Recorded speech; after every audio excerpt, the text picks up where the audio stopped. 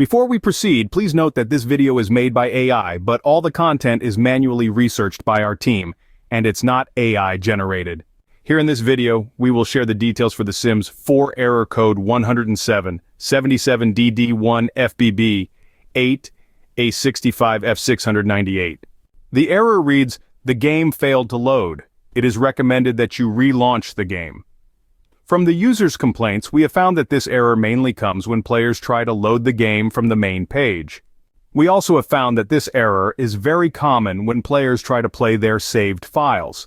As per our research, this error mainly comes because of any temporary issue or if any mods are conflicting with the game. It's a frustrating glitch, but don't worry, we've got some solutions for you. The first thing to do is to close the game and restart it. While you're at it, check for any pending updates for The Sims 4 and install them.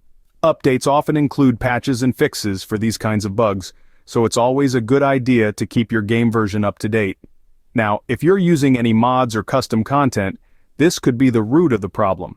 Mods can sometimes conflict with the game, causing it to throw up errors like this. Try removing the mods or custom content, then check if the error still occurs. Another possible solution is to delete the local thumb cache. This has worked for some players, so it's worth giving it a shot. The local thumb cache is a temporary cache file the game uses, and deleting it won't harm your game. If you've tried all the above and you're still seeing the error, it's time to bring in the big guns.